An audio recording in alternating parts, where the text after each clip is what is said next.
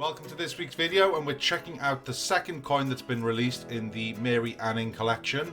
These are 50p coins. Now, I will link in the description below or somewhere up here the video to the first coin, which was the Temnodontosaurus. So that is that one there. So you can have a look at all the information inside of that if you check that video out. But we're moving on to coin number 2, which is the Plesiosaurus. And I'm really excited to have a look at this. It's a really nice coin. There are 3 to collect in total, so let's get into this. And we're going to do the usual thing where I open it up so we can do just that, have a look at all the information. Awesome. So with the packaging taken away, I can see that it's very similar to the first one. Got this little flappy bit on the side, so that's the front and back, and we'll check out all that information later on. But for now, let's get into the information. So we'll start off with that, a fossil hunter.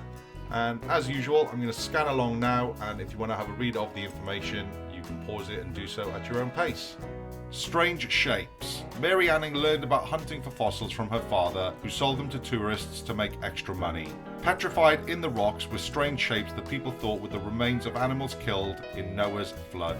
After her father died as a result of a cliff fall in 1810, she carried on gathering fossils in all weathers to provide a vital income for her family. So that's quite interesting. The Plesiosaurus, so most were around 3 to 5 meters long, but some were as large as 15 meters. That is just insane.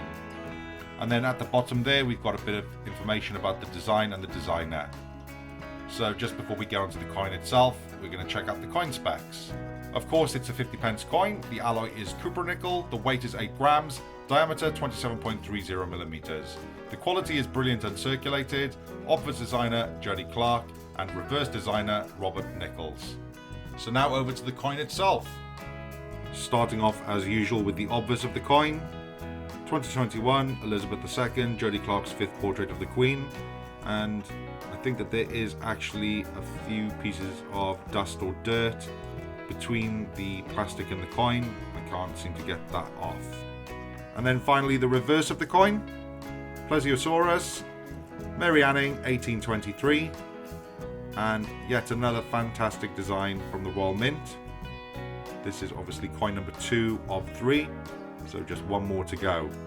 And I'm just going to point out again, just like with the first coin, I really love the detail of the bubbles and the swirls in the background to just mimic the water and the movement. Absolutely fantastic. There we have it. As previously mentioned, that is coin number 2 of 3. So I've got the first 2, so eagerly awaiting the final one. Now, I'm not too sure whether or not the third one comes with like a album pocket sleeve to put all 3 in. It's no biggie if they don't. I know they've done it in the past for some coins, but it might actually have been on the colour version of the Bunks tier, if you know what I mean. I'm not too sure. I'm not too fussed, to be honest with you. There might not be one at all, but there we go. So let me know in the comment section below, what do you think of this collection so far? Are you in? And if so, what versions are you going for? I want to know all about it in the comment section below. If you're new around here, why not hit that subscribe button, because I release new coin content weekly. Thanks for watching.